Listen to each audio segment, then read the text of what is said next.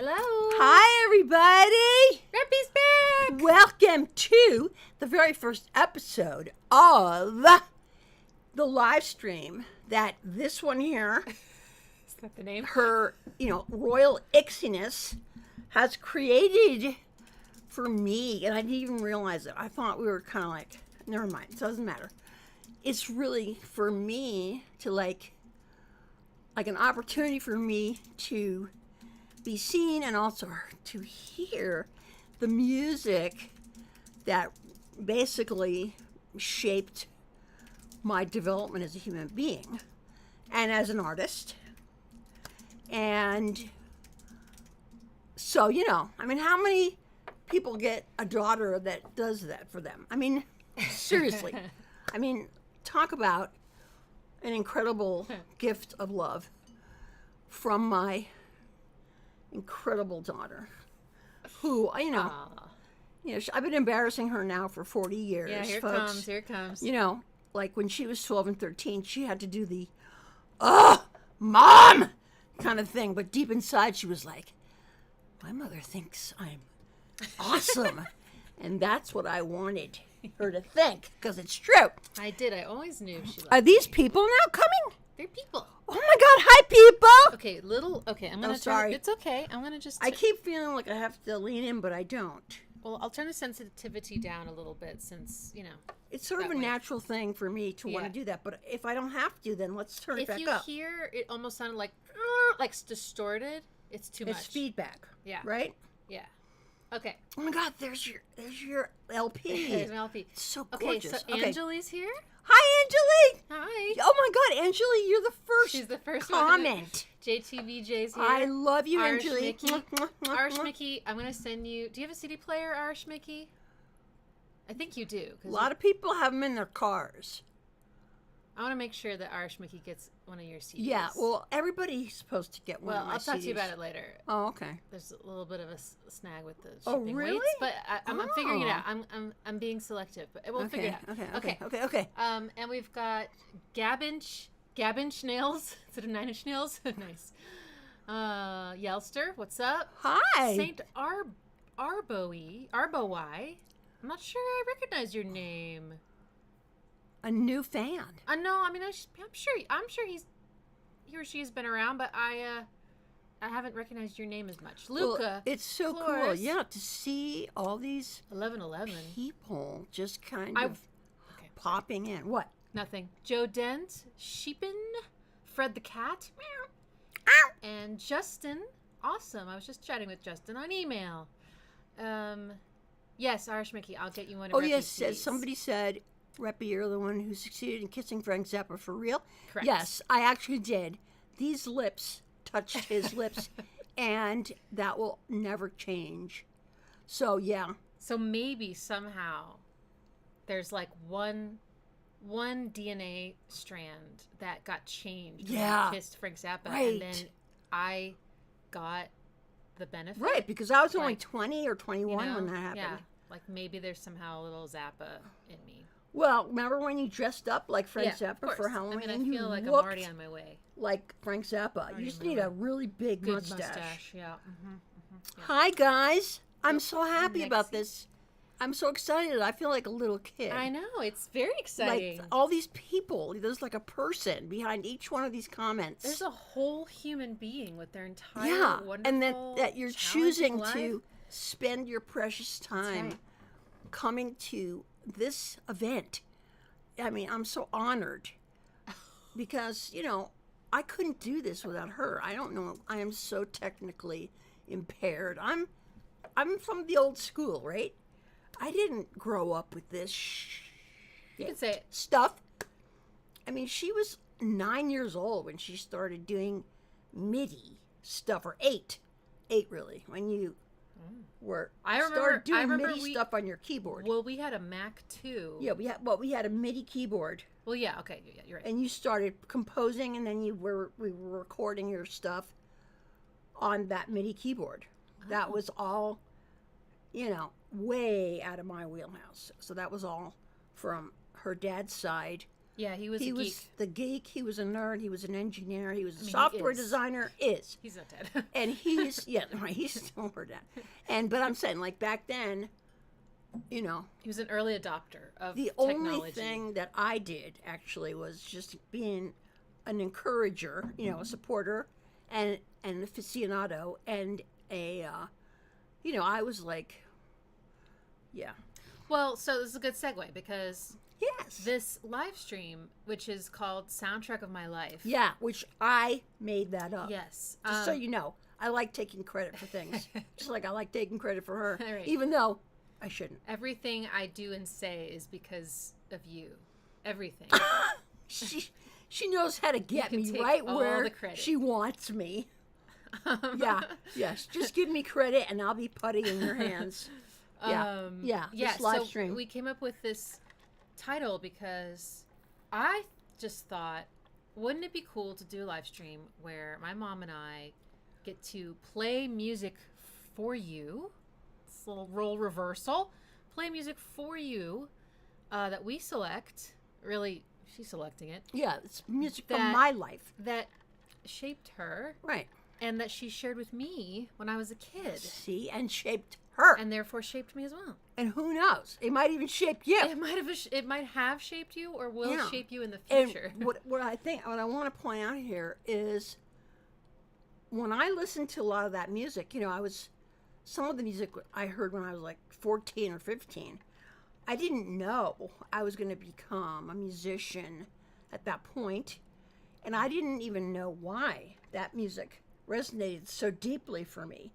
And that's one of the things we're going to talk about is, because she's the analyzer over here. She knows, she can say, oh, this or that, All I knew is that it was like being, basically drawn in by some kind of gravitational force. This music that I heard, it was like, it just filled me up with something. And now that I'm older, I listen to the songs again, and it's like, now I'm like hungry to know more about why I still love them, number one, and why I originally was so drawn to them, and so it's like any kind of classic, like we've talked about that before. It's like certain things just never get old, like, certain songs or movies or books, they hold up for generations, for years, for decades, for millennia, because they're just like, they don't sound like they don't specific to the time, they don't lose their they don't lose their, what's the word, there's something about them that transcends genre. Yes, they don't lose their meaning and their and the thing that made them what they were. It's like they're classics. That's why they're like a classic car, or a classic this. It will always be good. Just like, when people started singing their songs, songwriters sort of showed up. It's like they just were singing with a guitar, like a voice and a guitar. That was it. Right. And yet those songs, if you go back and listen to them, they're just so good, so well constructed. They didn't need huge production to make them fabulous. They were already fabulous. Okay, let's get on to move forward, because I know I could just talk for 2 hours straight without stopping. We know this. This is a proven fact. We do know this. Okay, so... And all of you out there, if you don't have some liquid, stay hydrated. It's so easy to get dehydrated, and you don't even realize that it's happening until it's too late. We have to remember at 1 o'clock we need to stand up and stretch. Yes, we're going to stand up and stretch, because I've been sitting so much lately that I now have to, I have to increase my It can affect movement. Your health in very immediate ways. Yeah, I just went through kind of a health crisis related to being too sedentary. And now it was a wake-up call for me, so I'm learning how to take care of myself better. Okay, I love you. I'm so excited about this. Look at all these people. I know. Okay. Okay, let's do it. So, I believe we're starting with... Okay, so I have to give you a tiny bit of context for this. So we start with the search. It's up to you. What? It's up to you. Okay, The Search is by who? A song by Pat Metheny Group. Pat Metheny is, I think he's still alive actually. He's like, I think he's in his 80s now, but he's a guitarist mostly and a songwriter, composer.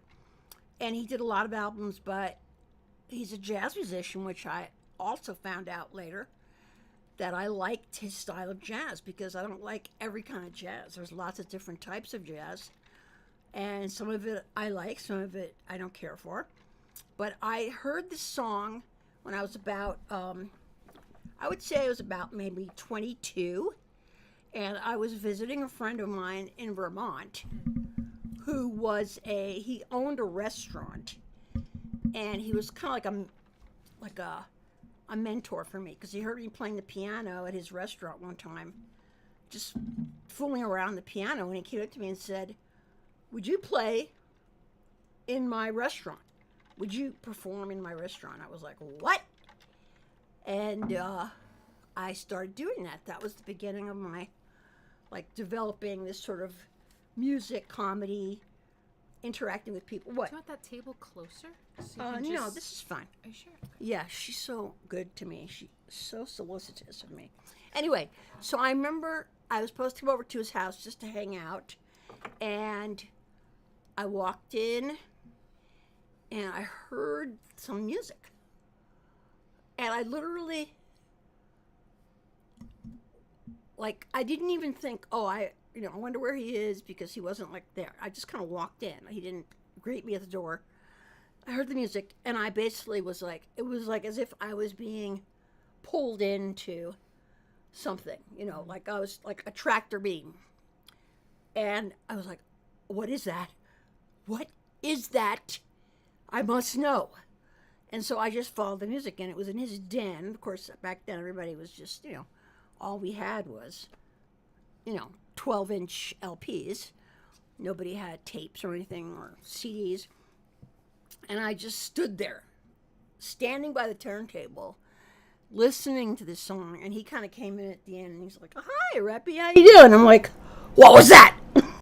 So that was the beginning of, I would say, my appreciation of that particular kind of jazz. And anyway, but I wanted you to know how I told Ixie a couple different times now. I said, this is one of the songs I want played at my memorial service, whenever that is.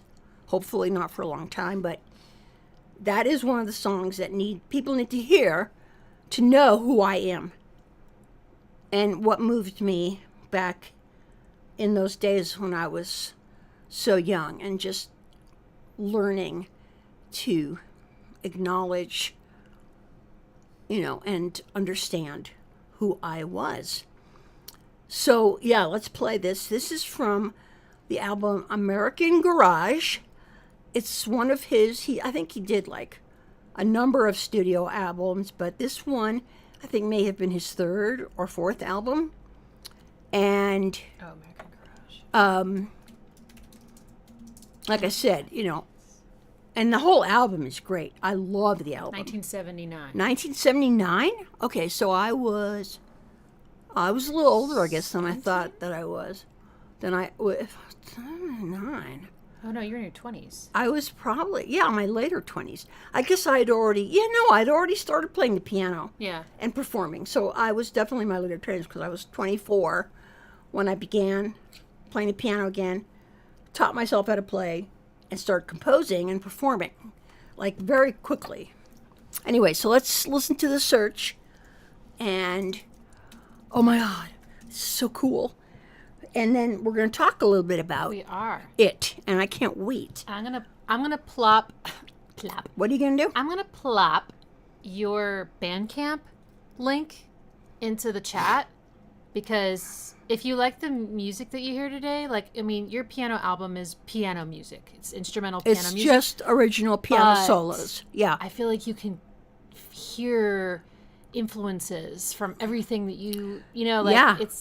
it's just it has so cool. to be there because, sometimes you're influenced by something and you don't even realize that you're influenced by it, because you don't go, "Oh, yeah, exactly. This is influencing me." I think but it comes we're all influenced everything we've ever heard. Yes, like, even if we didn't like it. all the people that we've known and all the things that we've been through.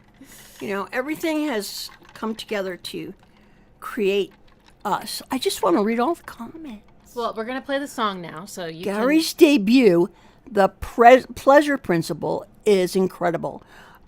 Gary? Who's Gary? I don't know. All right. Now listening to The Search. Oh, God. Is that loud enough?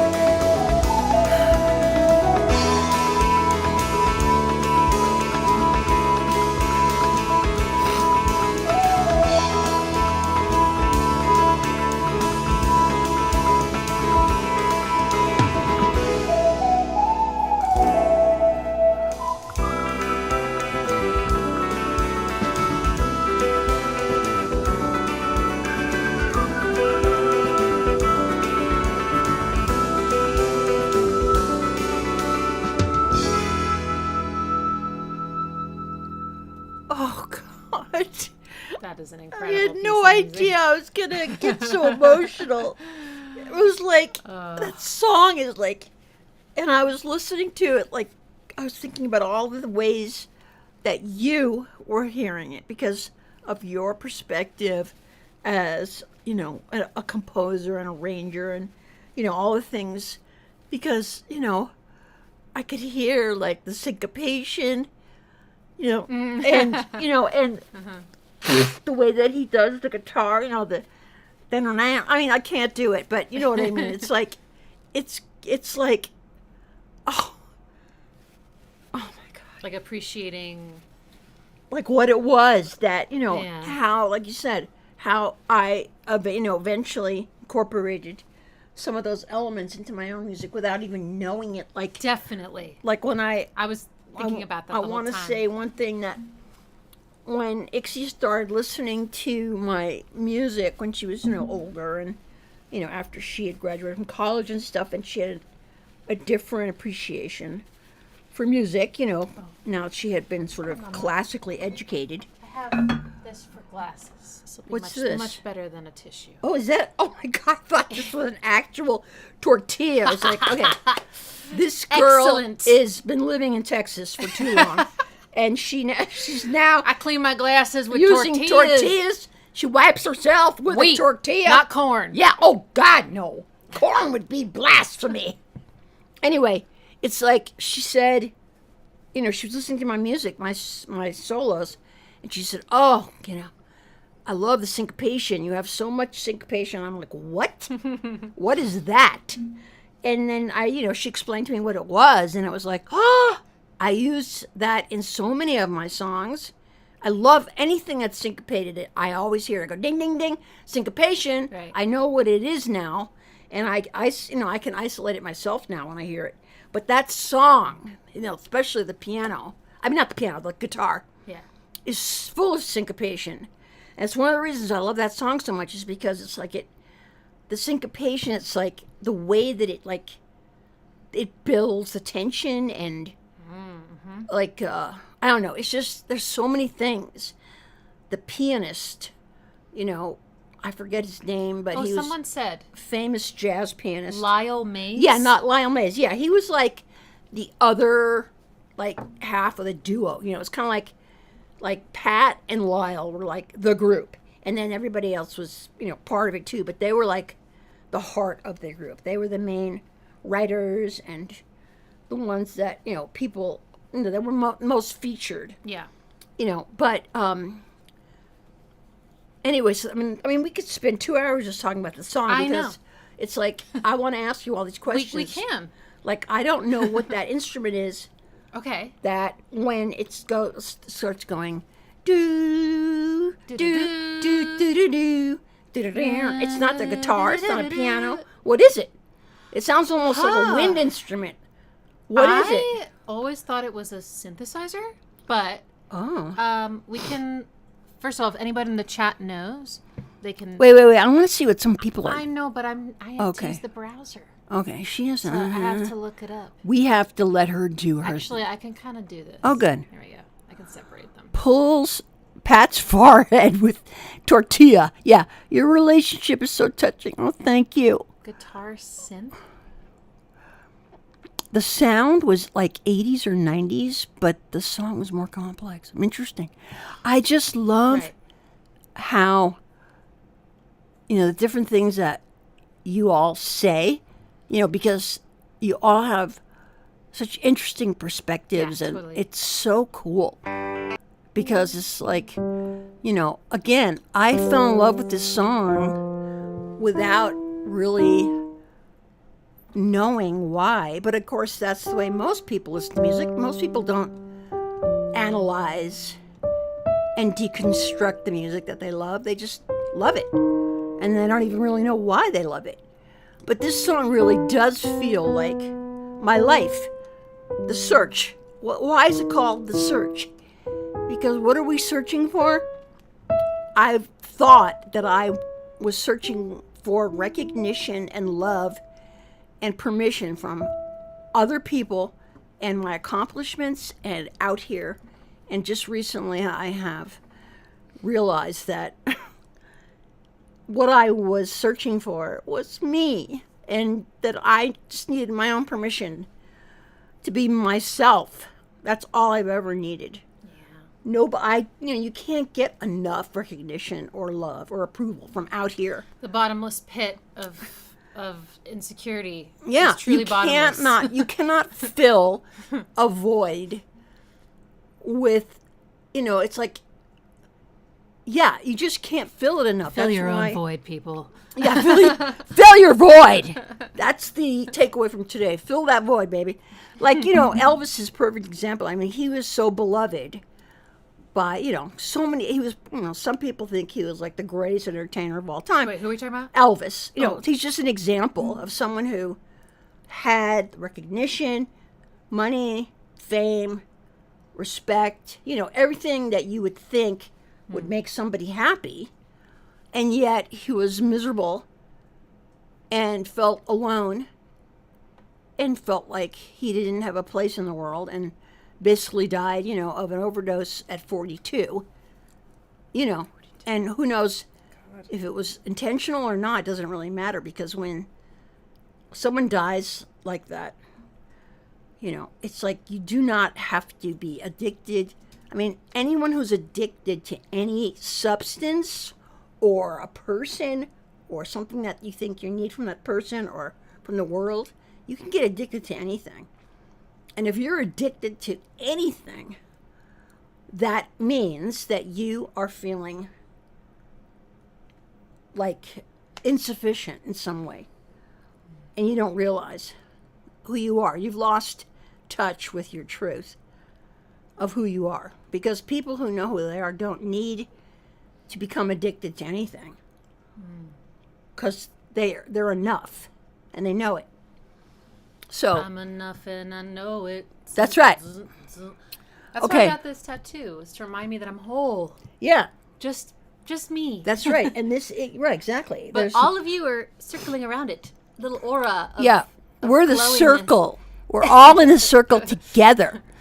Okay, what? Okay, I just want to read everything. Of course. Guitar synth. While you look it up, or while you read, I'm going to listen to the beginning again to kind of figure out a few things. Because it's jazz, so it does move a little more than, it moves a little more than like a pop song. So I just want to, go over it again.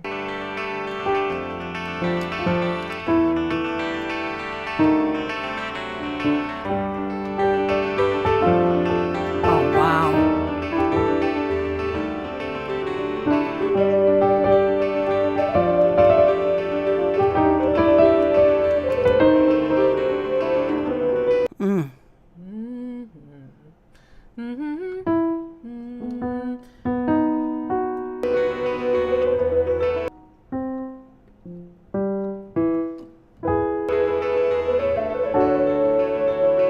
Guitar synthesizer.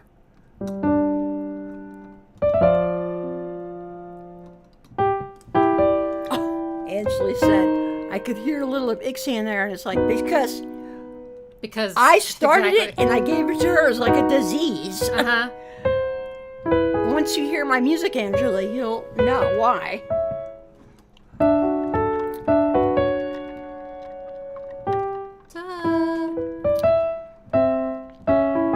And you said at one point, while we were listening, you said that chord.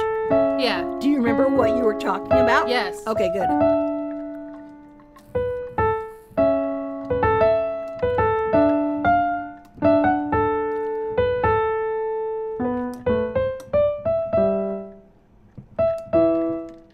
Okay.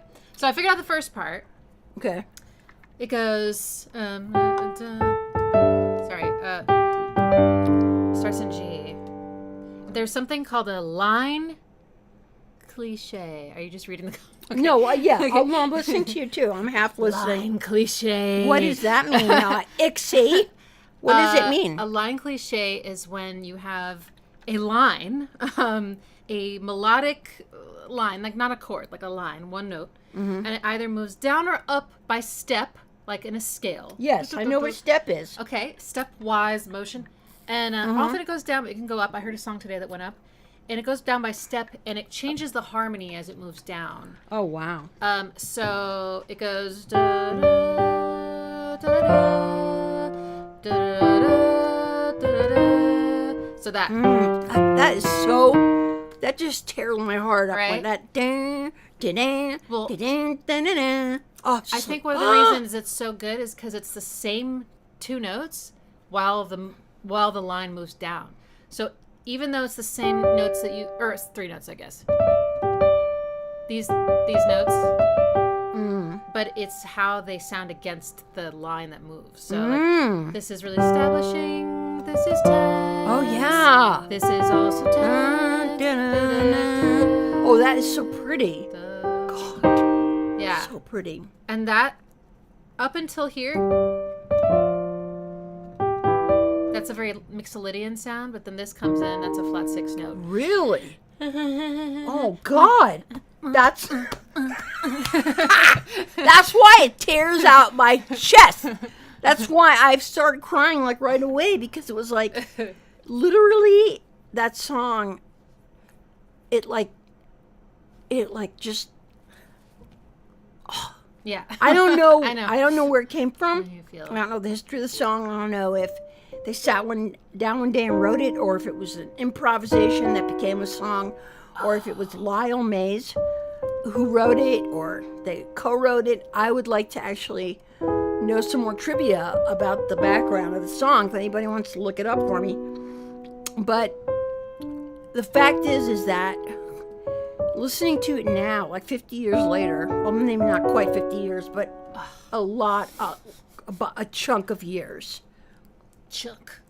The fact that I started to cry like that, and I cried through the whole thing, is I think partly because of the music, and also because I'm healing that part of me that has been searching for something that I could never get, but now I can.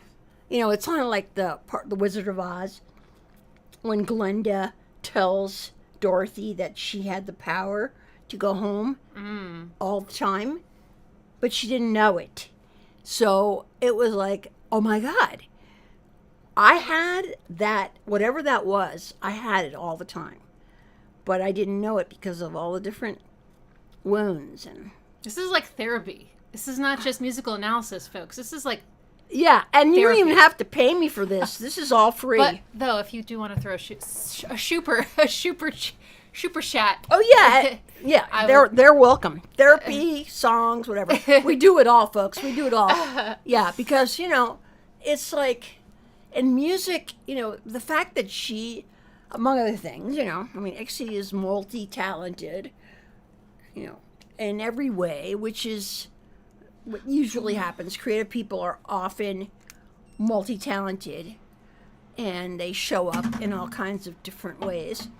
But the fact that she's now focused on her music again, which was her very first love, the very first way she started expressing herself was through music, and that she's come full circle back to her music, but now, in a whole different way, and she's including me and all of you, and she's showing up in the world, which is something that was kind of scary for me. I showed up as much as I could, but it is scary. But at some point, you either have to do it anyway, or well, that's the thing. Or not. I let my fear stop me so many times, and now I see that's what I was doing. I just believed that my fear was stronger than love, and it was stronger than truth, but it's not. And that's the thing to know. It's not. And so when fear comes up, it's like, I'm learning now that I can just acknowledge it. It's like, oh, this is scary. It's always scary when you step outside the little box you have constructed for yourself. It's always scary because it's new and it's different and there's unknowns and it's out of your comfort zone. That's why it's called the comfort zone, is because you're comfortable in it. But that's not where the growth is. That's not where the healing is. The healing is in stepping through the fear and doing it, like you said, doing it anyway. Right. That's what courage is. Courage is not waiting around until you're not scared anymore, Because if you do, you will never do anything. So the fact that, she's doing what she's doing is inspiring me. And it's also made me realize how, I can forgive myself now for having allowed fear to stop me from moving as far as I wanted to go. And that's okay. It's like I was just scared. So now I'm still here. I'm still here. So it's like, what do I want to do now? I mean, obviously I can't do all the things I used to be able to do when I was 20 or 30 or 40 because of, my physical limitations perhaps. However, I still have all my marbles. And I can still create things. So the question is, what do I want to do with the time I have left? Just like your song. What are the things that you wish you had done? It's like, I don't want, but I'm already past that. It's like regret is probably the most toxic and like useless emotion. Because it is just, nothing good comes from regret. You can't heal from regret. You can't learn anything. You can't see anything. It's hidden. Mm-hmm. Regret is just like one of those things that, I've spent way too much time doing and I'm not interested in. I know that we're going to regret not breaking down this song. Okay, let's break it down. Break it down. Okay, I figured out the chord that... Oh, good. It's a flat 6 chord. It is? Of course. It's the part where it goes... Sorry. Oh, yeah, it's so high.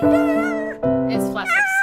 And it goes between My Beloved and another one that I also really love, which is the flat 7 nearby. It's in the same neighborhood.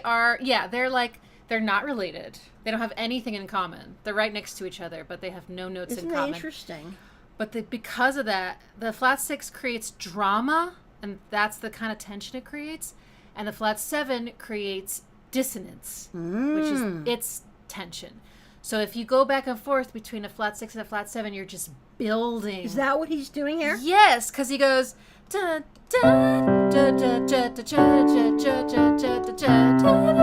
because it does build. And it does create tension. Yeah. And it just keeps vamping. And then finally it'll release. Finally resolves, yeah. Yeah, and I think that's one of the things, like, remember I said at one point, like, here it comes, or here, Right. It's like, it's building up to, the melody comes back. Yes, right. So it's like all of that is building up again to the original melody. So it was like there was all this stuff. Right. And it was all part of it. Does the does that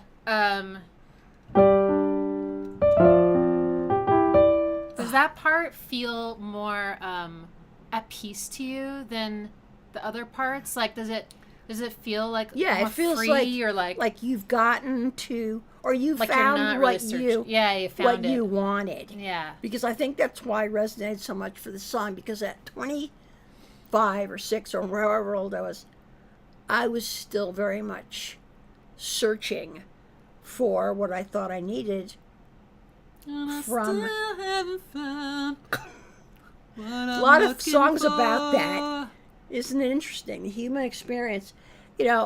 I was still very much searching for that. And so I think that's why the name of the song and the way the song is constructed resonated for me. And I think today, because I'm in a different place now, it's like I've done some incredible healing in the last few months. Really incredible thing. I'm in a place now where I never thought I would ever get to. Seriously. I really didn't think I was capable of it. I thought that the fear was going to win, and that the truth of who I really am was going to never be... I was never going to get to it. Other people could see it, but I couldn't. And the fact that other people could see it really never was enough for me because I've had so much encouragement and praise and acknowledgement from people my whole life.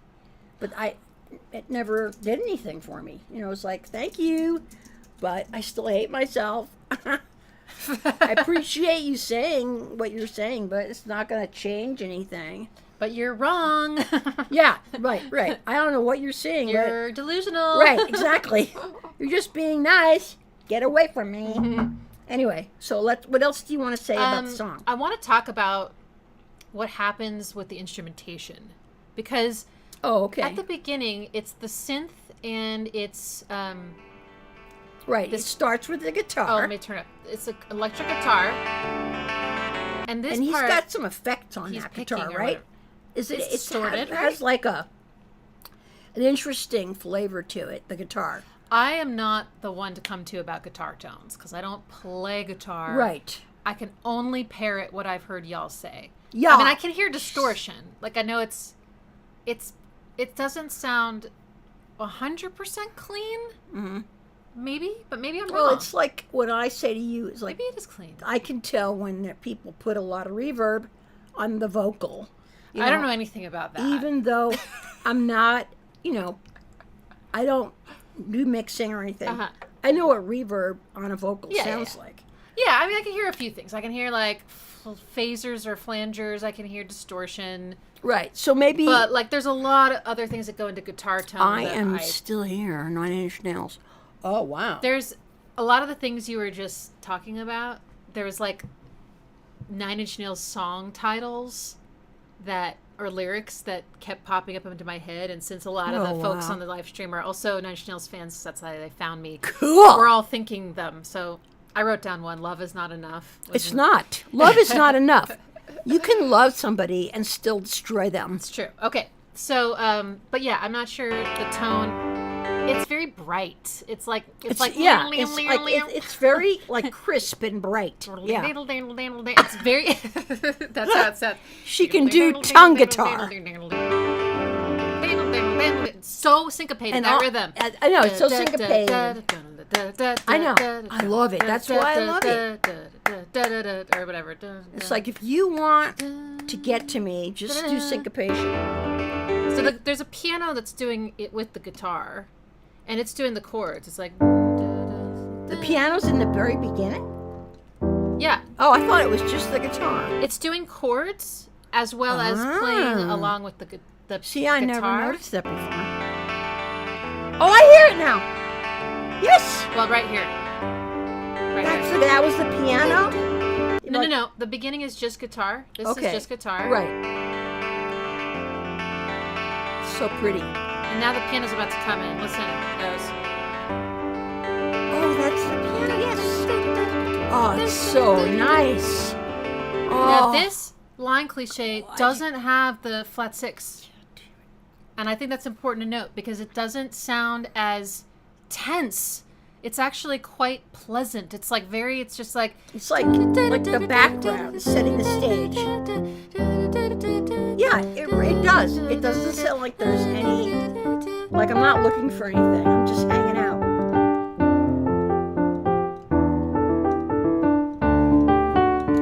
Right? But then now, flat six. Sorry. It's not there. It's not there until later. My bad. Okay. This is still just the regular line cliche. Okay, so that. So, is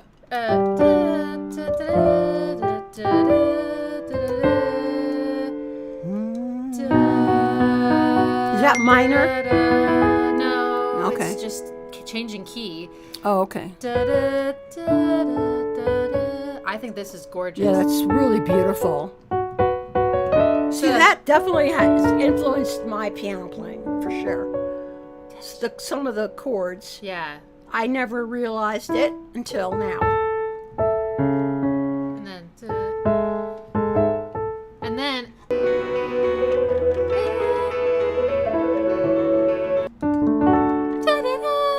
Tension. And then...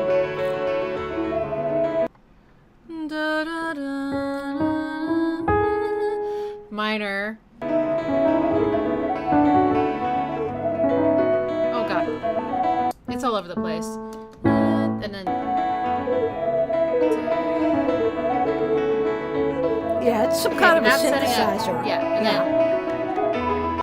Yeah, so, and then the syncopation. E. Yeah, so... Oh, I love that. I love that so much. Kills me. 2 notes, and they make it so compelling just with rhythm. That's all it is. It's the rhythm. Oh, wow. Yeah. It's not a complicated melody. It's the rhythm. But the 2 notes are half step apart, and notes that are only half step apart, humans seem to react strongly to them. They're just very spicy. They have a lot of flavor. They're like, they have gravity towards each other too. They're like magnets. And this particular one is the 4th to the 3rd, which is the Amen, which is like really warm and like comforting, I think, particularly. Yeah. So it's like, oh God, so simple. Yeah, it's so cool. And then, but listen to this. This is coming up. Is called a deceptive cadence. Okay.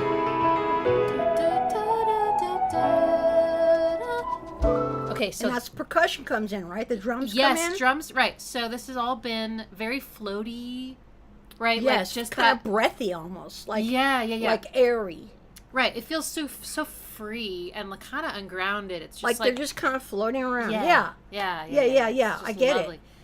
it. But they're setting up your ear to think that you now want to go back to home, which is here. So they go, sorry. It goes.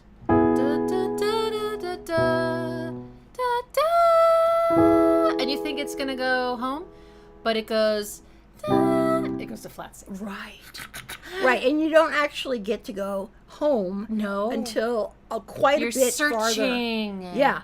You're searching. Yeah. Yeah. See, I want to know why he named it the Search. You know, what was going on in his life. I think it's flat 6. It could be 4, because 4 also has a flat 6 note in it, but it's one of those. It's also a jazz chord, so it's like da-da-da.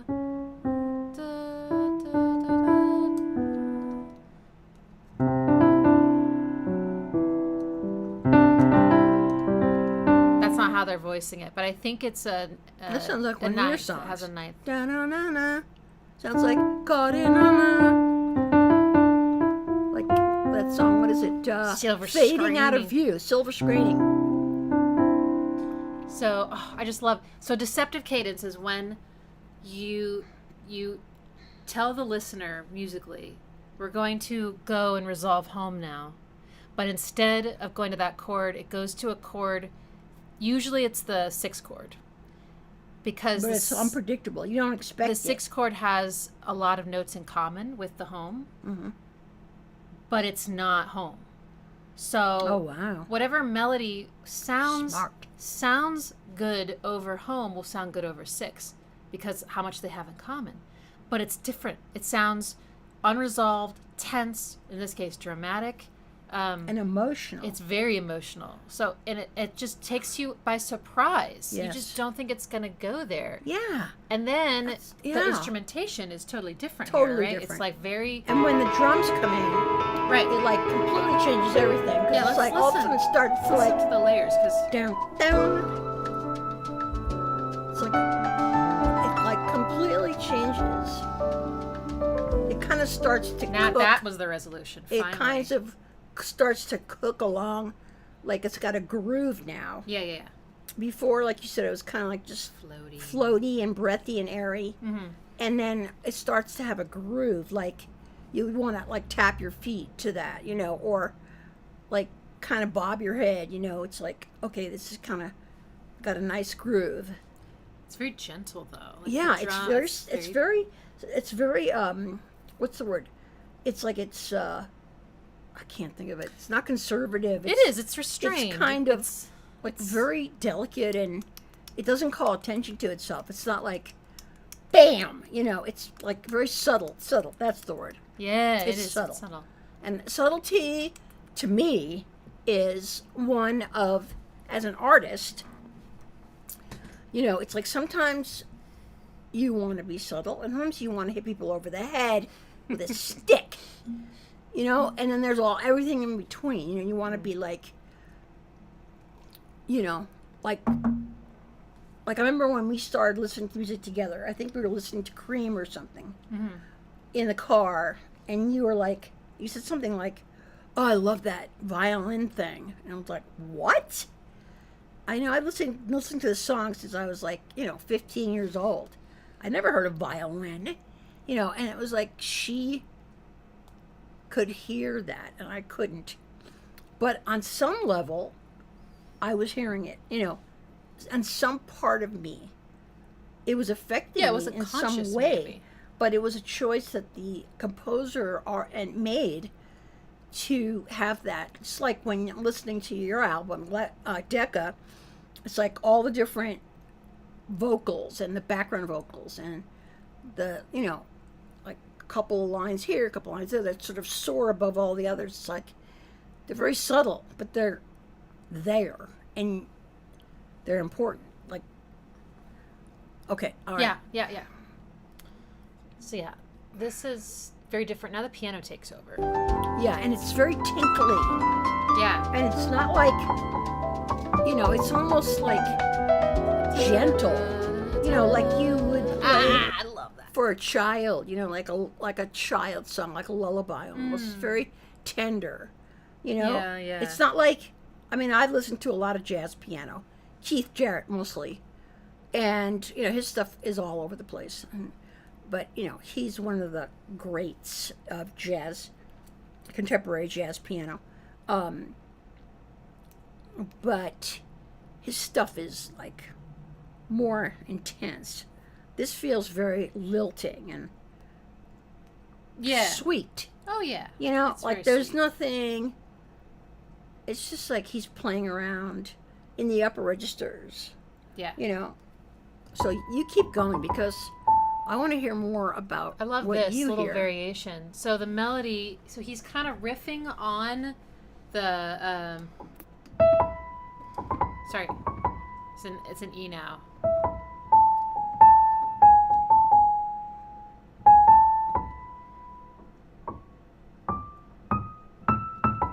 He's riffing on that, but really creatively. Listen. Okay, so starts right here.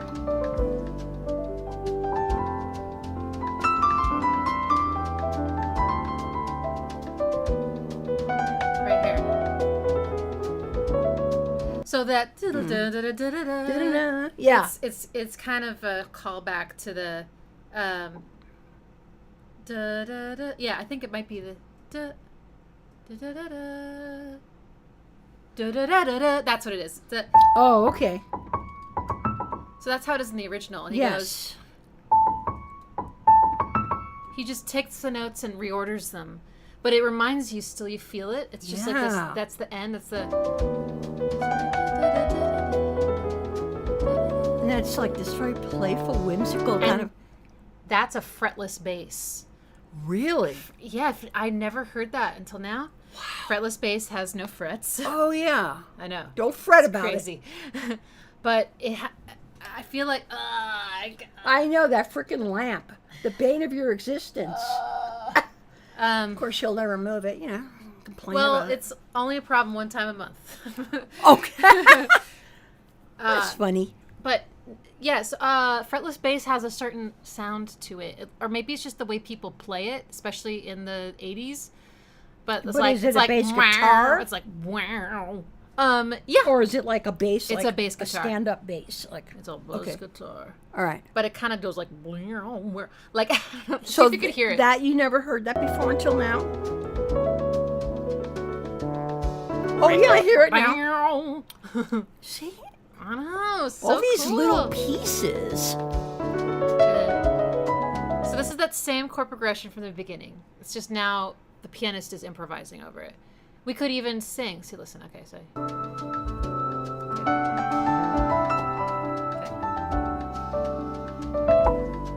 Oh, sorry. Wait. What key is it in now? Oh, it's back back to the original key. Oh my god. Okay. Oh, really? Sorry.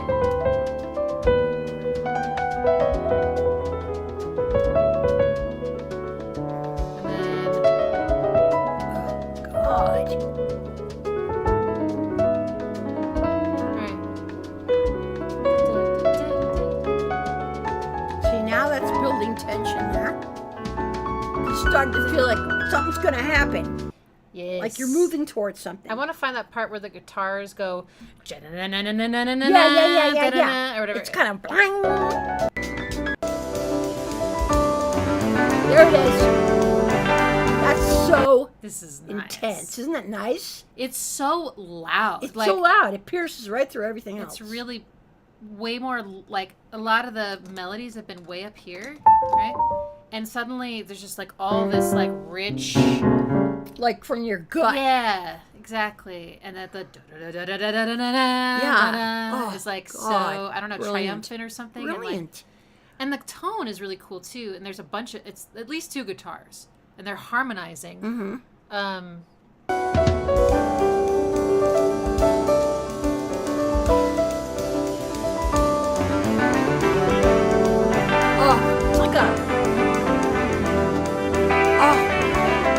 So now that these guitars are in parallel harmony, so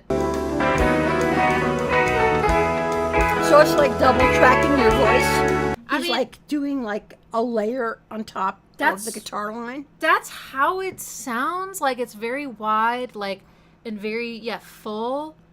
But I can't be sure. I mean, maybe it's possible to play all that in chords, but it seems unlikely. I don't know. It sounds like because you said, you're not a guitarist. Yeah, so I don't know. You may not have all the what's possible. But it's context. It's so full that it sounds like multiple guitars harmonizing as opposed to one guitar playing harmonies. But I don't know. I mean, maybe it's octaves pedal.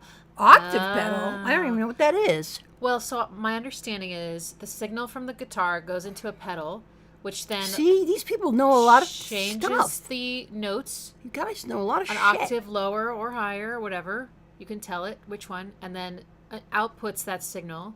So you basically get 2 guitars in parallel octaves. You know what an octave is, right? Of course. Sounding at the same time, even though you're only playing one. So is that something that happens in the studio? Like, no. Or they do it, like, live? Yeah. Oh, wow. Octave pedal. Everyone says so. This actually, this piece could be played live. They could have. Oh, I'm sure. Played it live. Sure. Must have been amazing. Okay, cool. Well, maybe that's why it sounds so full then, and so maybe right. Cool. And thanks, I do guys. love that when it goes. I've always wondered that. And it totally takes like everything. You can't. I mean, it's like when that guitar comes in, it completely grabs you. You know, it's like everything else becomes like doesn't even matter anymore. It's like it's all about the guitar. They also mixed it really loud. Like it's intrusive. They're not trying in a to good hide way. It. It's like hi. Oh yeah, I'll say hi. It's not subtle. Not it's subtle. The opposite of subtle. No one's gonna be like, what guitar? You know, yeah, like right. What guitar are you talking about? I don't hear anything. Right. It's like, yeah. But we got to talk about before we stand up and stretch. Is it almost time? I want to talk about. Everybody should be standing up and stretching when we do it. This last part because it's good for your legs. See, there's a syncopation so again. So they're the kills me. Yeah. Why do I like syncopation so much? What is it? What is it about it? I think syncopation is just human. Like, it's so satisfying to hear. I love it. Yeah, it's like if something's syncopated, it just like blisses me automatically like it. Yeah, I always thought I should do this. I'd make a T-shirt that says "Syncopation will save the nation." Not really, but it does make life better. I'm such a huge fan of syncopation. It's like and I can't help doing that. You know, I just didn't talk about the time signature at all. What time signature is it in? I would say it's in 12/8. Wow, that sounds really... Is that unusual? Not for jazz. 8. No, not for jazz. It's okay. No. Somebody wrote it's that expectation thing. Yeah, it's like expectation. Like even when you're like reading a book, say, like the author, if they're skilled enough, they plant some seeds, like foreshadowing, which you probably have heard of that term, or they'll give you like a little hint of something, but it won't be really obvious. But you'll see it and you'll read it and it'll stick in your head, and then they'll pick up that thread later on. And it's like the construction of a story, and in a way, a song is like the same thing. It's like a construction of a story because it has a beginning, a middle, and an end. Even if it fades out, that's the end.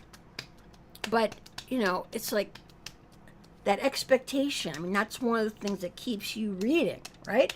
Because you want to know what happens. It's like people say, well, I couldn't put it down. It's because you want to know what happens. And same with a good song. It's like this song. It's like I could never not listen to the whole thing. It's like, it's taking me somewhere. Where is it going? I have to be there when it happens. I just realized that there's... in that part with the 2 notes, that whole thing, it's going between like 2 different kinds of syncopation. So it's either doing like, like, which is sort of a hemiola, is what it's called. I don't know where that word came from. It sounds like sounds made up, but it sounds Greek actually. It's a 3 against 2. Oh, that's what it is. Yeah. You're doing it. But they also do one where it's these offbeats. Yeah. They go da da da da da da da, which this being the beat. They go offbeat, offbeat, offbeat. Then they go back to this one. So there's this cool I love that. Oh, it's it's so exciting. I love it when there's a rhythm that goes between like straight and it is Greek etymology wise. Oh, it is? Yeah. Okay. Sounds Greek. Hemiolis, the hemiolis, Greek like it god sounds like of somebody's name. Syncopation. Hemiolis. That's Italian. That's she always puts an Italian accent on everything foreign. If I try doing an like a Russian accent, no, I can do a Russian accent. We make some ravioli. No, let's make it hemiola. It's like a fettuccine. It's like it becomes Italian. I think I was Italian in another life or something. Okay, let's listen to this last part. We gotta listen to this last part. So this is the big buildup at the end that finally resolves. Oh, and then it comes back to... I believe that's the vamp with the flat 6 thing. But yeah, like it crescendos into this. Okay, and then there's like a little tiny... Wait, see, it's building up. Okay. See, you can feel it. Yes, it's... So this is the thing I was talking about at the beginning, was flat 6 and flat 7 thing over and over. But there's something else happening that's making it build, which is that I think one of the notes in the guitar is slowly getting higher with every chord change. Oh, wow. So listen. I'm going to see if I can sing along with it. This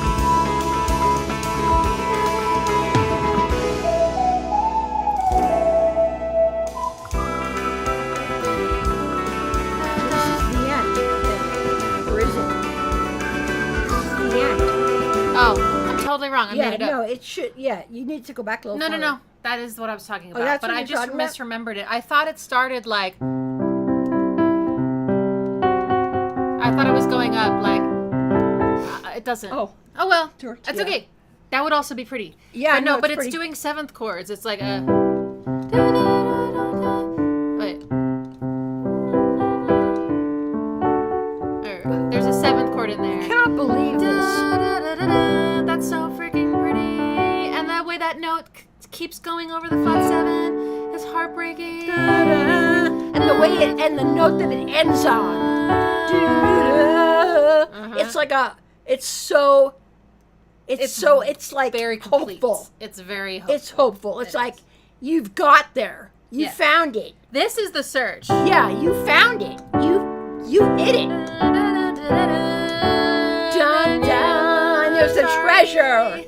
You found it. So maybe that's why this song moves me so much, is because at the end of the song, you find it. You find what you've been searching for, and then you realize, it's like everything in your life changes because of that one thing. And that's what happened to me recently.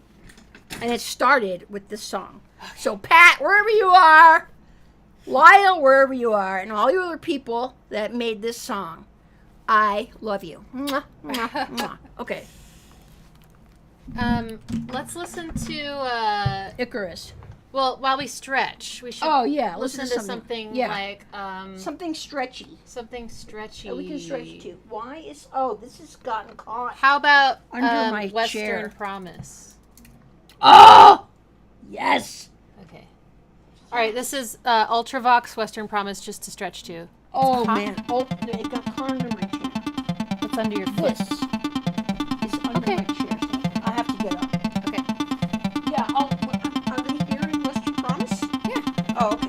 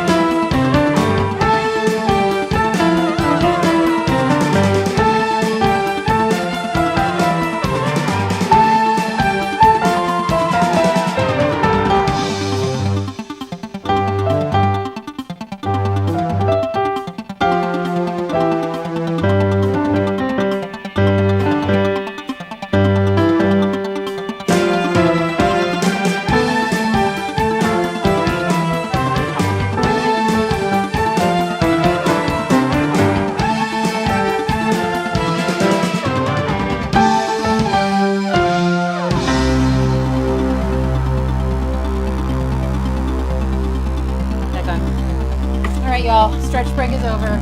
That was really good. Okay. We're not going to analyze this song right now. Maybe some other day. What song? Oh, Western Promise? Yeah. Yeah. It was just our... Ultravox. Oh, shit. Yeah, Ultravox is a band that I'd never heard of. Thanks, Clores. But thanks for the I found cheering out us on. about it through my ex and because we're not talking about Ultravox. Come on. No, Ultravox is so great. They are. Well, maybe another time. All right, we have 45 more minutes. What? Yep. Go so fast. I know. So, right, this is our first time doing this. So, if you want to just do one song per session, that's fine with me. Well, I think it depends on the song because it's like this song, if I had to pick one song that is the soundtrack of my life, it feels like this song, Search, it feels like it literally is like my theme song. Yeah. It's like I discovered, like we're all searching. That's part of the human experience, the human condition, is we're searching. But what are we searching for? And the home chord. Yeah, right. But that's what it is, the home chord. It's like, I remember I wrote a song called Raging River, a long time ago. And there's one of the lyrics is, I forget actually how it leads into this lyric, but it says, when you ride the raging river and come back to find you.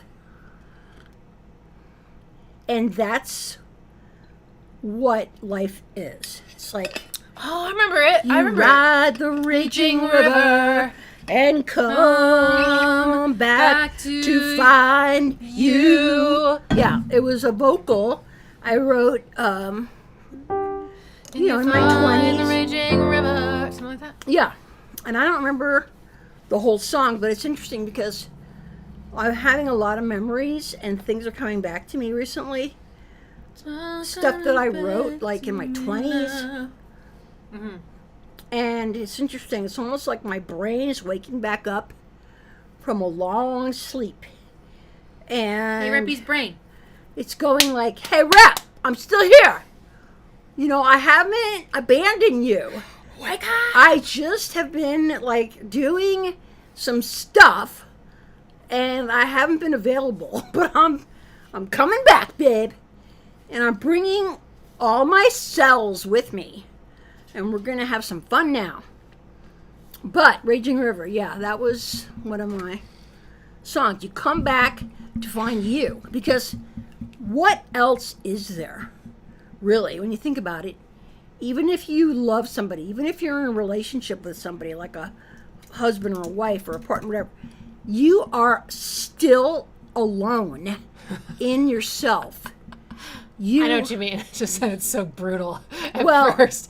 You're still alone. Oh, no, okay, but I didn't get to finish. I know. No, it does sound brutal, okay? I'm just having fun. So the truth is brutal. Okay, so it's like we're still alone in our own selves, and we have a relationship with ourselves first. And that's the reason that it's so important for our relationship with ourselves to heal. Because no matter how, again, like we were saying before, no matter how much love, recognition, support, acknowledgement, whatever you get from others, it will never fill that emptiness until you know the truth and you can give it to yourself. And then you can appreciate other people, loving you and all of this stuff in a different way. It's not like you have to have it,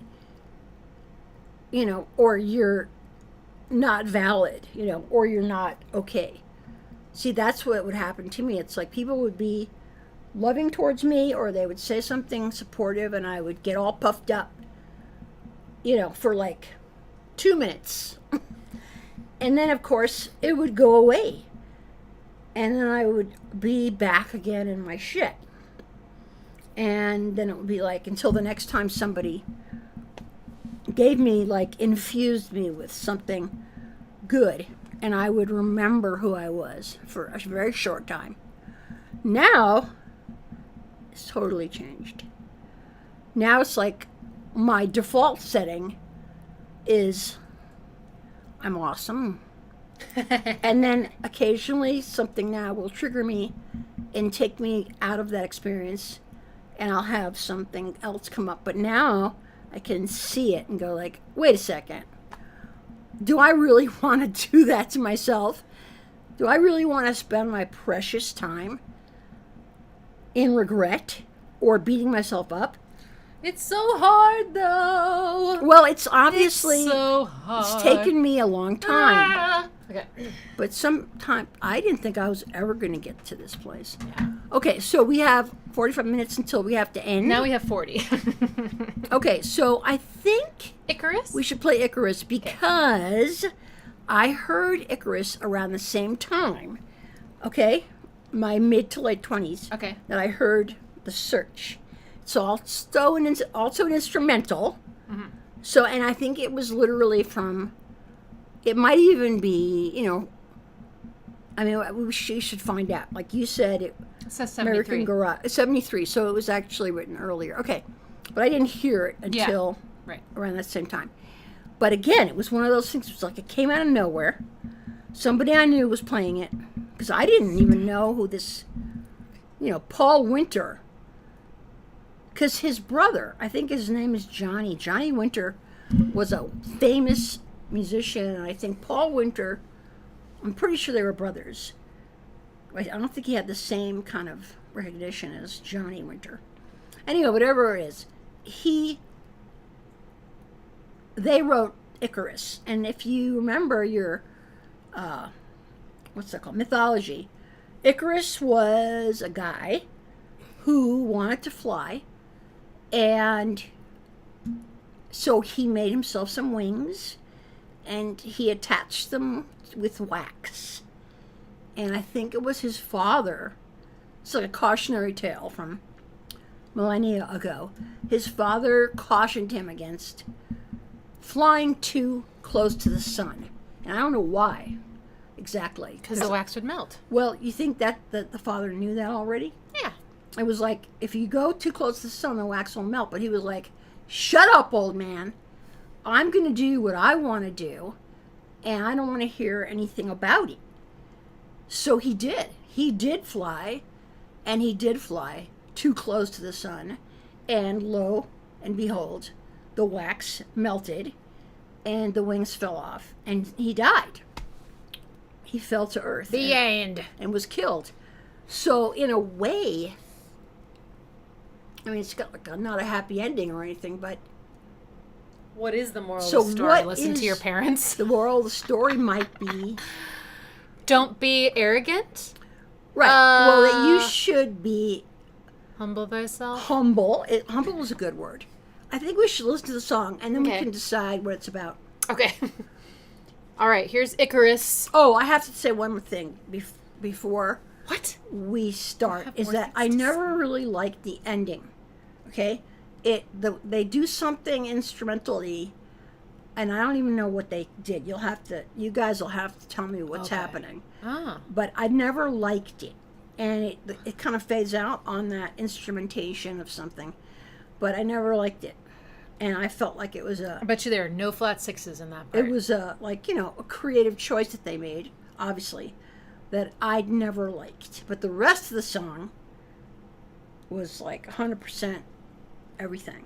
Okay. Okay, you ready? Good to know. Yeah. All right. Winter Consort, Paul Winter, Icarus.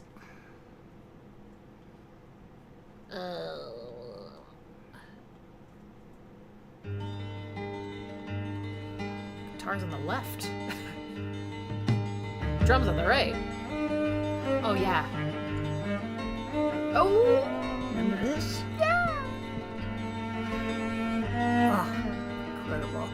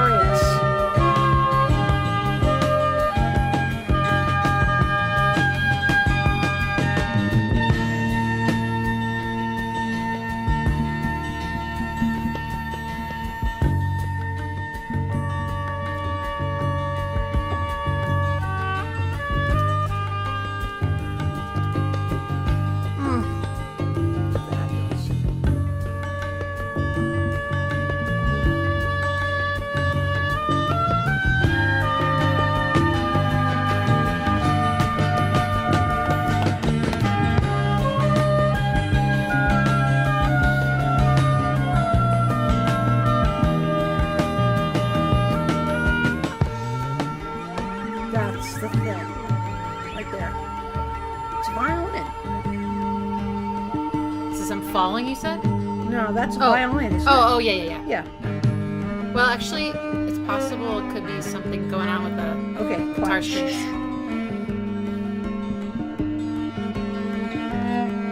It's more mournful.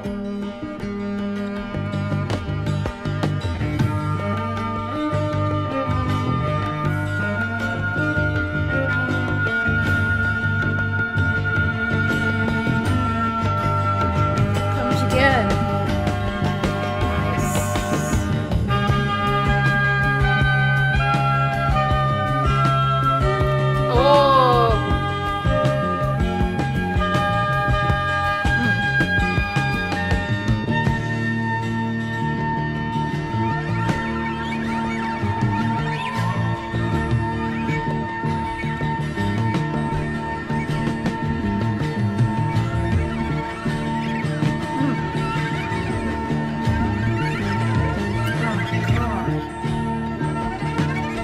Yeah, it's a violin. That's all it is. Yeah, you're right. Just gonna look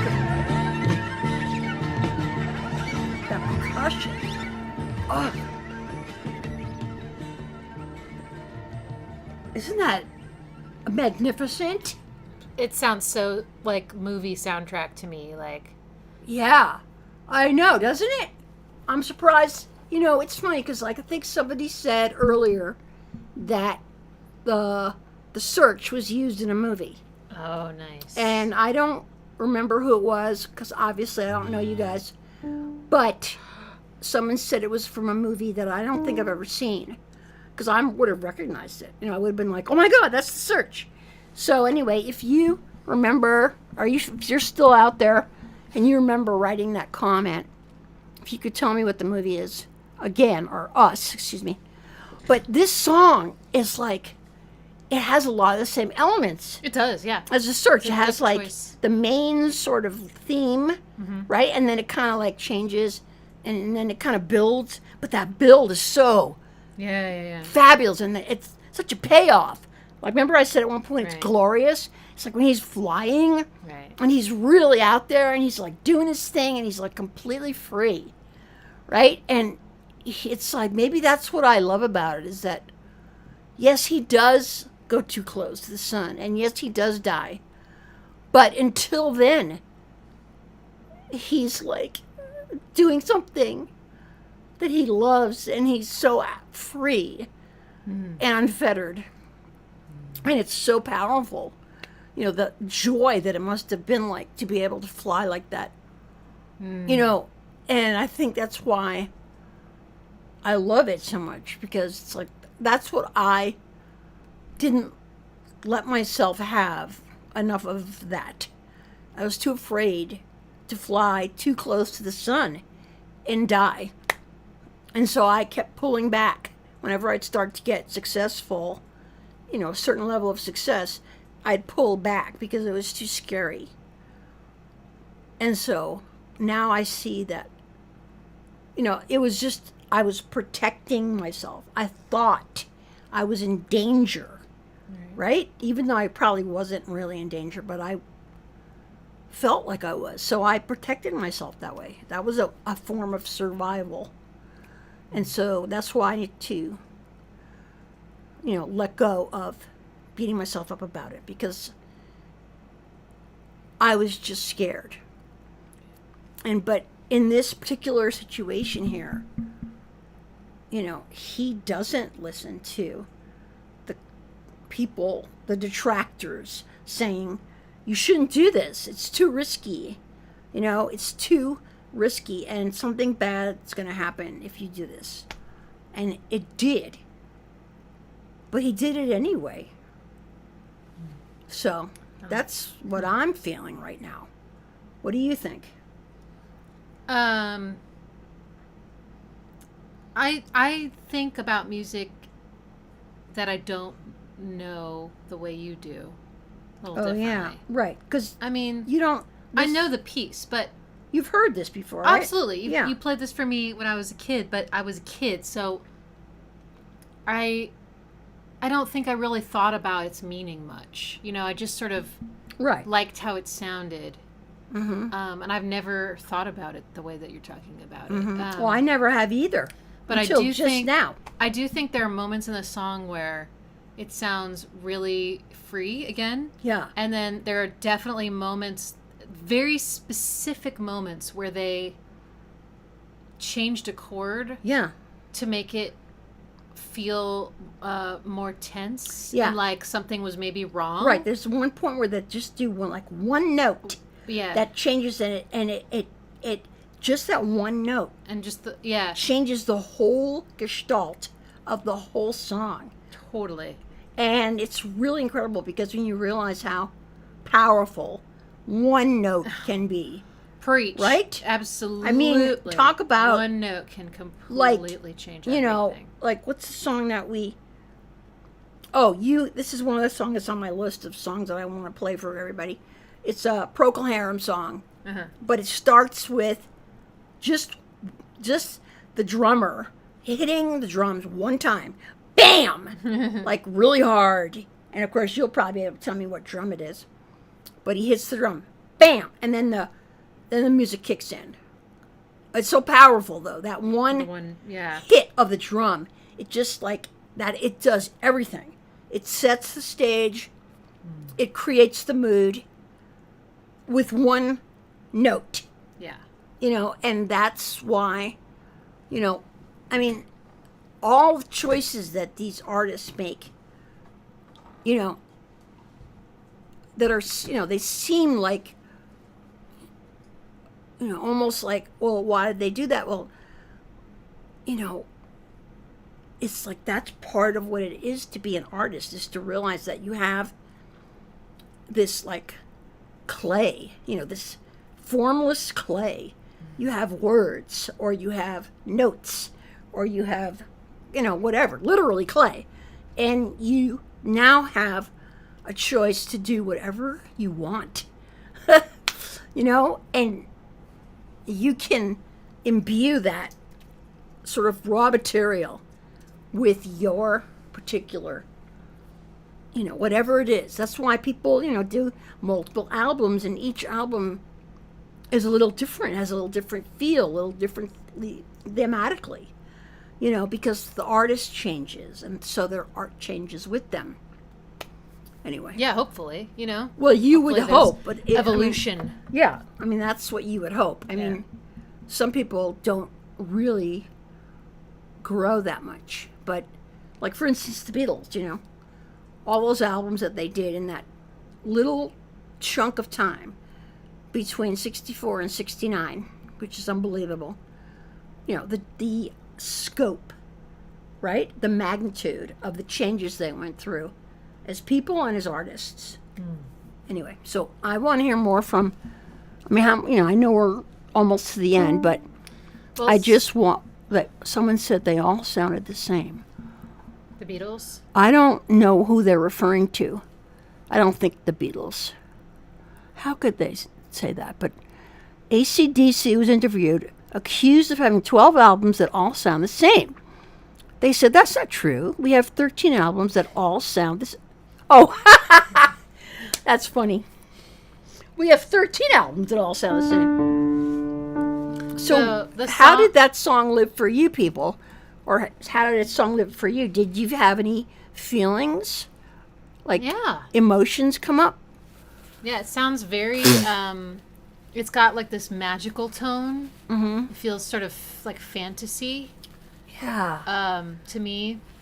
It's almost like something like the Never-Ending Story. Yeah. Like they would have had that as part of the soundtrack. It reminded me of the America doing the soundtrack for The Lost Unicorn a little bit. Oh, yeah. Oh, yeah. But yeah, it felt like fantasy, and, you know, but there was this one moment that I want to figure out where, because the melody is that da-da-da-da, da-da-da-da,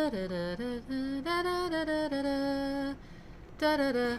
But the first time they do that, they go da-da-da, and it's like really minory and dark sounding, and the second time they open it up, and I really like that, and I want to see what that is on the keyboard, because that was so intentional. You can't accidentally no everything is intentional. The melody by one note, and do that, back and forth twice.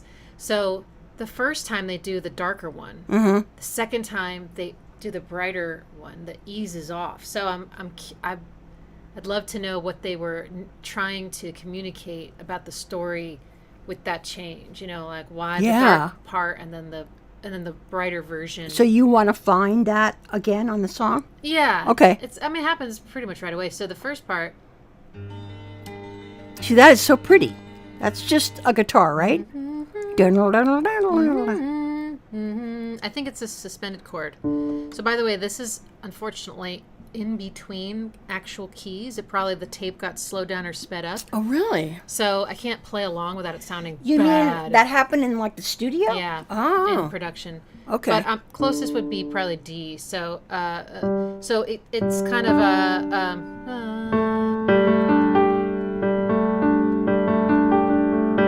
it's called a suspended chord, and there's a lot of that. It's really in the pretty. song. Really pretty. This is like, what you do with your left hand when you're like... Yeah, and you've told me that before. You said, this is a suspended something or other. And I'm like, what? Again, it's like you're speaking a different language that I don't understand.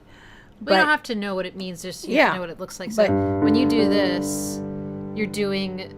This is the bottom note, this is a fifth, and this is an octave above it. So, right. Same note. So that's like what I'm doing a lot is my bass lines. And this is just called like a power chord, basically. But the suspended note chord adds this one. Oh, yeah. Yeah. So you get... Oh, yeah. That's really different. Sound. You do a lot of suspensions in your music. I love that. See, I love that. That sounds like me. Totally. That sounds like my music. Yeah. I also love suspensions. And there's two kinds. There's this one and this one. Oh, yeah. Oh, I love that one, too. When you go like in Forest Dance. Yeah. And also you have a song where you do them both. You go like... Like you'll do... I have to learn how to... I have to relearn your own songs. Work on remembering. Okay. I can only play like a snippet of my music now. Like, really. And my music is so incredible. And I did this album, and then I was afraid to promote it. That was the fear that stopped me. Yes. Just that same fucking note, that D. And then I keep going. Down, down, down. Down, down, down, down. Oh, sorry.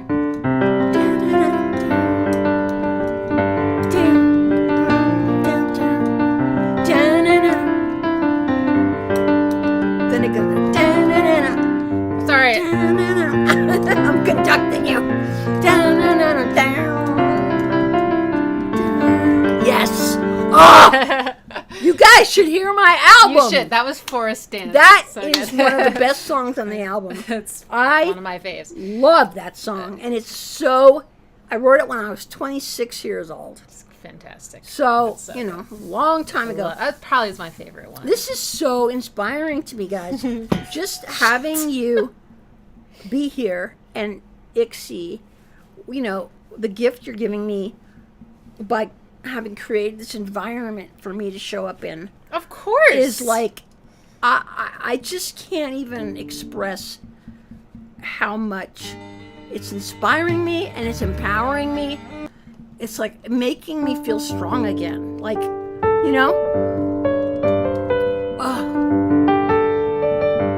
it's so pretty. Okay, so this starts out so a lot of the song has this certain thing to do where they home is major, but then this is very 70s, and then they go and they hit that chord, flat 7, against the home note, so you get that like tension. So they do that. They go da, da, da, and then sorry. Oh, look at that.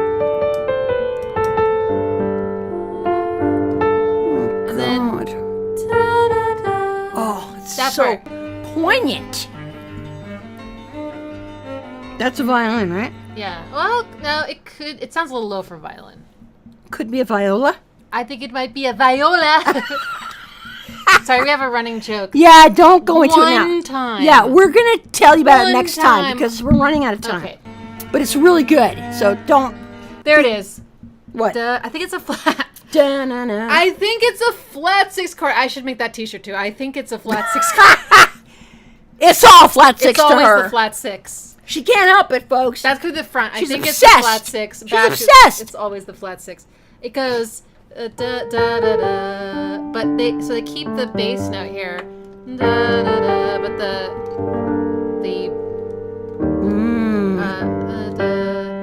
so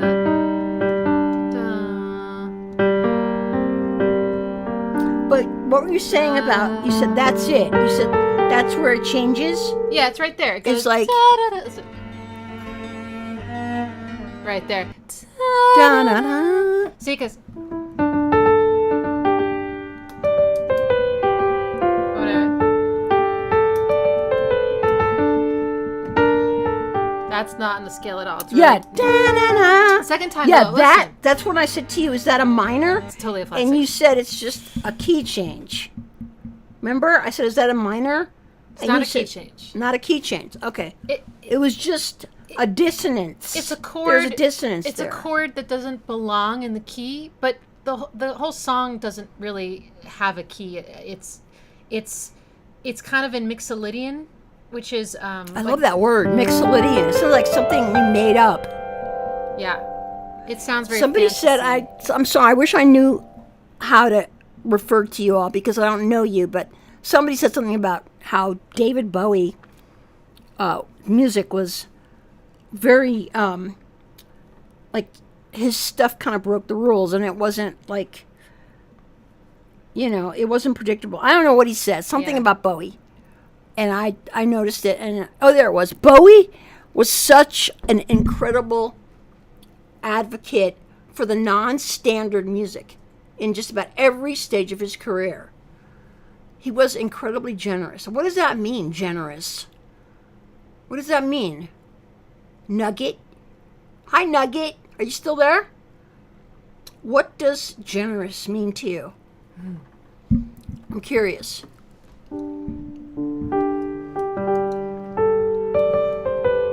God, isn't the piano just... Oh, I love the piano.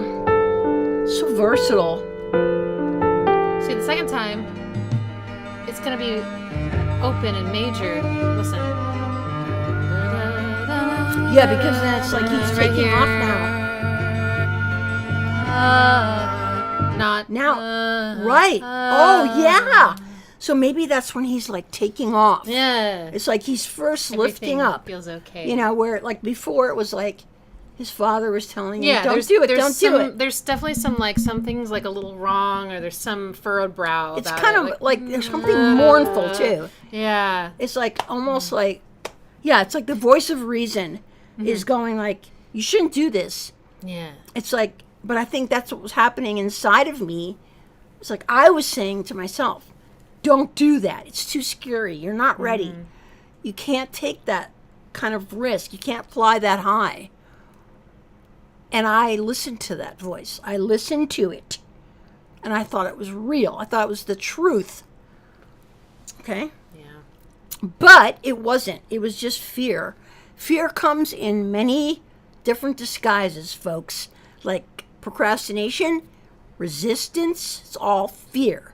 It's just fear in a different costume. Anger can be fear, right. There's all kinds of ways that fear manifests, and what we need to do is keep looking at how our fear manifests and how it takes us away from our truth. So that's my freebie therapy Yeah, right. for today. I hope you enjoyed it. And what does it say? Heck yeah. Roasted empty. Oh, okay. Aw. Derek said, I love you, Mama Ixie. Aw, Derek. I love you too, sweetheart. This part is so cool, Mama, because it changes Is that a key. flute of some does kind? change It's kind key of a wind instrument. It sounds like a clarinet. A what? Oboe. Oh, an oboe. Okay. Right? That's an Yeah, oboe? because a flute would be higher. Yeah, it sounds like an oboe. 'Cause it sounds like I think it it might sounds- be an oboe and a clarinet in oh, harmony. clarinet. Right. you should know. It's a woodwind. Yeah, it is. There's definitely. Could possibly be a soprano saxophone. Sometimes it's hard to tell between remember clarinet and where soprano sax. you first heard the oboe was in Amal. Yeah, that was all oboe. Because remember we heard it live one time? Of course. And I remember the oboe player and she was like really good, and it was like that solo oboe. How often do you hear solo oboe? You know what I mean? Solo oboe. Solo oboe. It's like Han Solo. Oboe. Solo oboe. Bolo. Howdy, Mama. Okay. Howdy. Don't lean in too far. I love you guys. I gotta figure this out. Okay, so the oboe is first. It goes. But isn't it so high? It seems too high to be an oboe. Da, da, da, da, da, and it goes all the way down. Where the clarinet comes in, it's like a round. It comes in a little later and plays the same line going down, but 2 notes later, so that they end up in locked harmony. Oh, yes. And then there's a third instrument. I think it's the cello or the viola. That's one thing comes in again. I've loved about this song. And goes down the same line. So listen. So, okay. So you got...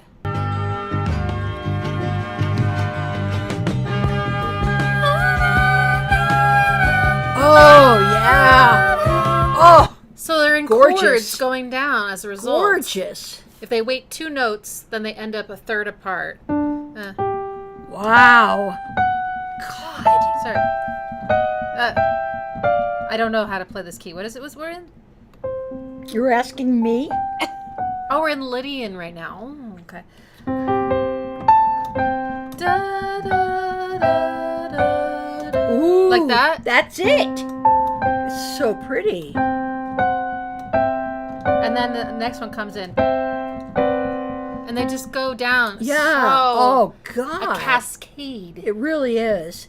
And, it really Layers does of feel feathers. like you're flying. Like when it takes off. A lot of octave jumps. So, that feels very that word, remember I said it's glorious? Glorious. That's the word for it. Yeah. Glorious. Solo bow. It's like you don't use that word every day in your life. Yeah. But that feeling of when, he takes off and he's flying is glorious. Yeah. It's like, think about the times when we have done things like that where, it's like glorious. It's like, life is hard and being human is hard and, it's really a tough gig, but it's also glorious because if we weren't here, we couldn't experience that. So, this is the only game in town, folks. True. What is this? Somebody wrote something. Oh. I just love the comments. I'm sorry I keep adjusting my top. It's too big for me.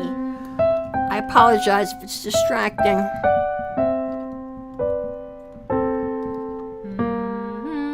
Wait. This part I gotta figure out. Oh, yeah. The harmony is so rich. It's so hard with it being out of key.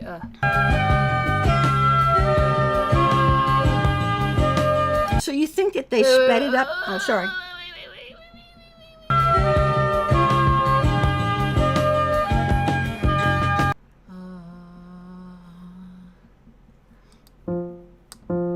Okay, I think it goes down there.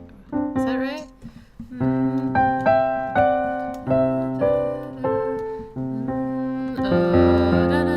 There we go. Okay. So listen to this. It goes. Da-da. Yes. Oh, it's so beautiful. It's all like so simple. It's all like fifths and fourths and suspended sounding things. It's just there's this incredibly expansive sound to those stackings of these huge, strong intervals. That's, there's no there's dissonance, but it's like it's very pleasing. It's not the kind of dissonance that makes you feel like uncomfortable. It's like I don't know, and it keeps going up. It's like this upper, like a anti-cascade, Like if a waterfall went the other way, you know, it's like. So it's more like a retard, like you're pulling back. It just keeps going up. Yeah. It's all pretty. And that's probably like the sort of the sense of lifting up and having no boundaries. Like yes, that's like exactly how it sounds. You are like just it's freedom. Yeah, that's what it is. Totally. It's freedom. That's what it is about this song that drew me to it because of the freedom. It feels like freedom. But then you pay a price for that. It's like, you know, there's consequences to everything we do or don't do. And life is just about dealing with the consequences. And how we deal with the consequences determines the quality of our lives. I'm getting philosophical again. But that's what I love about the song is the freedom. It's glorious.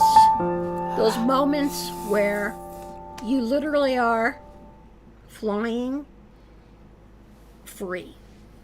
You know, you have nothing in the way.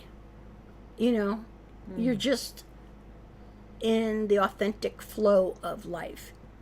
That's how I feel when I'm hiking, honestly. Really? When you're in nature and stuff? Yeah, me too. I mean, unless I'm like worrying about something. Unless unless I'm lost or whatever. But or otherwise, there's a cougar I'm just that's like tracking everything's fine. Yeah, I can go anywhere. Like I don't know, just yes. So like right, it's like possibility is what it is.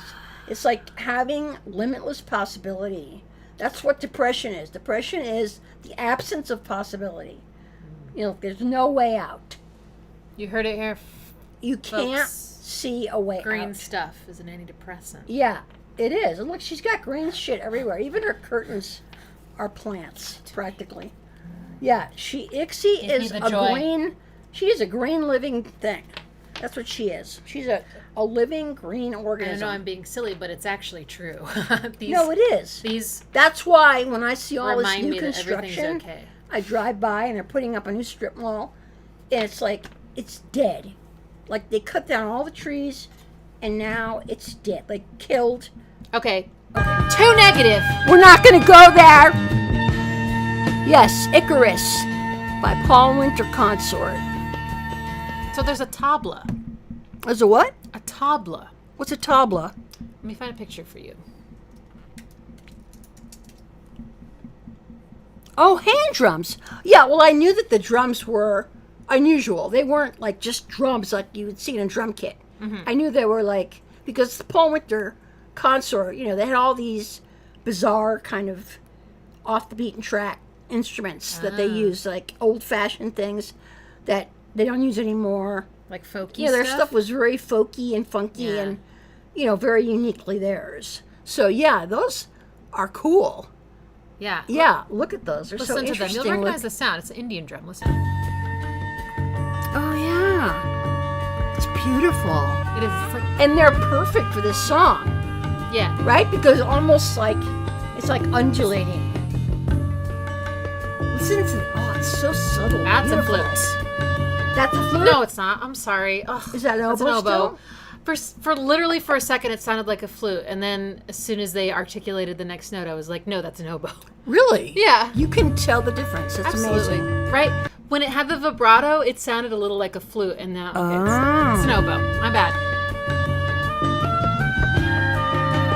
Oh, it's gorgeous. See this sequence there when it builds like that, and it like starts and it kicks in. It's so powerful. It's like, you know, he's like riding the wind. And the drums come and it's like he's lifting up, and it's like a bird. You know how when you see a bird, they're not flapping their wings. They're just riding the current. Yeah. And they're just kind of adjusting to the current. And it's just like amazing, you know, to see that. It's like they're not, you know, the air is literally determining their flight, and they're just in it. They're just, it's like liquid. They're like swimming in it. And yeah, that's what this song is. It's interesting because the search is like trying to find something. being, like feeling like lack in some way, and you have to find something, you have to get somewhere. And this song is like about allowing yourself to fly, even if it's risky and scary. And I think that's what inspired me about the song, and is inspiring me right now. Because, like, I'm writing a novel, and it's very risky. It's, like, not like everyone's cup of tea. It's edgy. And yet I'm taking that risk because it's what I need to write. And it's like a thing that it's been living in me for, like, 35 years. And, it's like what you said in your song. It's like, what will bleed if it's not left or not said or whatever. It's like, for me, that novel is that. It's like, I have to get that out of me. It has to be said. Anyone wants to donate to the novel fund, super chat. Yeah, and I really could use it, because it turns out it costs money to self-publish and do anything. Everything costs money. True that. So thanks for your support, guys. Are we about to say goodbye now? Yeah, we're going to wrap up. Okay, this is so amazing. I can't believe this is happening. It's like, and it's just, it's such a gift. I think for you, it's like you keep saying, like, oh, of course, like, of course. Like, it's no biggie, but it is a biggie. Not everybody's daughter or, recognizes them as, the way you see me and the way you have, the respect that you have for me as a person, as an artist, and our relationship, and that you would do this for me. Oh my God, it's just so incredible. Oh God, I'm so lucky. I'm so grateful. We're so lucky that we have these lovely people. I know, and you all who want to hang out with us. You all being here. I mean, I don't know if you realize what a difference it makes to have you here, to look up and see these comments and information that you have and thoughts and feelings that you share. It's so incredible, and thank you. Thank you for coming and spending your time with us. It's really an incredible gift. Priceless gift. Thank you, guys. Thank you. Okay, so now we have to wait till next month, huh? Yep. Just a once-a-month thing, folks. Once a month. Well. Luckily, a month goes by. Oh, God. Well, I was going to say luckily, but not really. Well, I hate how fast months go by. It depends on your perspective. So but confusing. Sometimes it feels like a really long time. Sometimes it feels like it's like 2 minutes. So whatever it is, it's, we'll see you then. And take good care of yourselves and keep drinking and keep moving. Water And moving and movement. And don't eat too much sugar, because sugar is poison and will kill you. Sugar is poison. It really is. It will kill you. Everything in moderation. You have to also feed your emotional body. No, that's sometimes. true. No, I do eat sugar, but like I have like phases where I'll eat a lot of sugar and then I won't for a really long time. Yeah. Like a fix. I get my sugar fix. Mm-hmm. But then I realize it's not really a good thing to do every day. Once in a while. Yeah, exactly. Okay, everybody, you are amazing. We love you so much. We do. And I hope you enjoyed the music. And I can't wait to share more with you, because there's a lot more. We're gonna do, I'm not gonna tell them which one. I'm gonna just give them a teaser. Okay. We're gonna do an entire one of these live streams on a Pink Floyd song that you may not know. Yeah, and it's you probably don't know. Yeah, you might not. I mean, these are some pretty cool people. It's a little bit obscure. But oh and my God, it's good. It is like a masterpiece. Yeah. And It's got a vocal, but it's not really about the vocal. It's what it is. It's like an. Okay. I want to give spoilers. It's ridiculous. I'm terrible at holding in my secrets. I want to tell everybody everything. Okay, but you can't do that. Okay, we'll see you next month. Okay, see you then. Thank First you. Saturday of the month, 2 to 4 Yes. Central. Thank you so much. Thank you, guys. I'll see a bunch of you tomorrow. Yeah, she'll be back. Okay. I'll be home crying. Okay, no problem. Bye. Bye.